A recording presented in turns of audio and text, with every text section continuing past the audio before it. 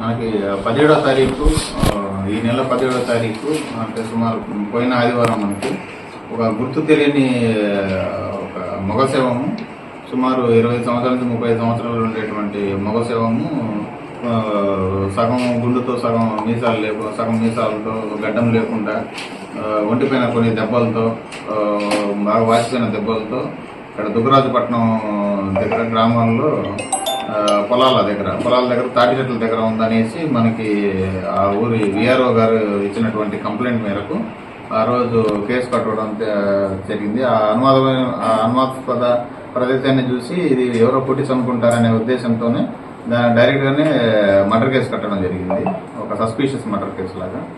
ఆ తర్వాత దానిలో మనం ఇన్వెస్టిగేషన్లో భాగంగా మేము కొన్ని టెక్నికల్ ఎవిడెన్స్లు అవన్నీ మొత్తం సేకరించి శాస్త్రీయబద్ధంగా చేసి ఈరోజు దీనికి సంబంధించినటువంటి ఇది ఎవరు,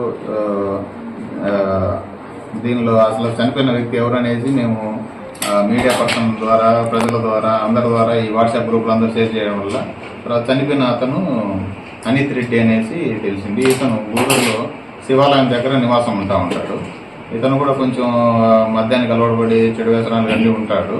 సరే ఇతని ఫ్రెండ్స్ ఎవరు, ఇతను ఎవరితో తిరుగుతాడు ఏంటి అనేది ఆ కోణంలో మేము అంతా ఎంక్వైరీ చేసేసి ఇతనితో ఎవరెవరు స్నేహంగా ఉంటారని ఆ విషయం మొత్తం తీసుకుని వచ్చాము.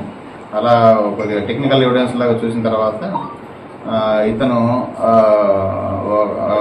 15వ తారీఖు సాయంత్రం పూట మన గూడూరు F2 రెస్టారెంట్ దగ్గర ఉన్నప్పుడు అతనికి స్నేహితుడైనటువంటి జావీద్ కాళేశ అనేటువంటి, కాళేశ అంటే రౌడీ షీట్ ఉంటుంది, వాళ్ళిద్దరూ కలిసేసి అతన్ని తీసుకొస్తారు. అక్కడి నుంచి హైవే తీసుకొస్తారు. అక్కడి నుంచి నరేష్ చందు అనే వాళ్ళు స్కూటీలో తీసుకొచ్చి జేజే దాబా అని చుట్టుకుంట దగ్గర చిలకూరు మండలం ఇది.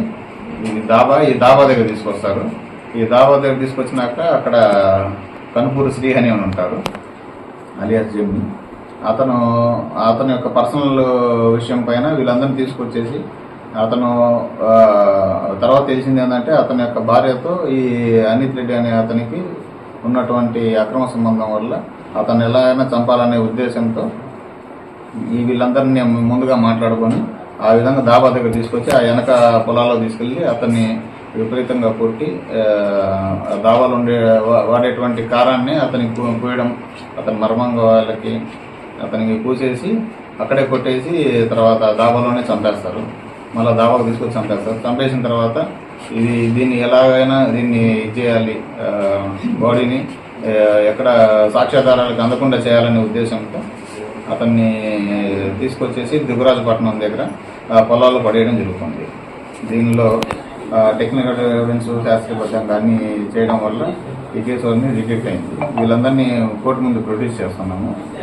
వీళ్ళలో దీనికి ఉపయోగించినటువంటి అతనికి అక్కడి నుంచి F2 రెస్టారెంట్ తీసుకురావడానికి కిడ్నాప్ చేయడానికి ఉపయోగించినటువంటి స్కూటీని, తర్వాత ఆ శవాన్ని జేజే దాబా దగ్గర నుంచి మన దుగ్గరాజుపట్నంలో పొలాల దగ్గర పడేయడానికి ఉపయోగించినటువంటి డస్టర్ కార్ని ఆ రెండింటిని సీజ్ చేయడం జరుగుతుంది.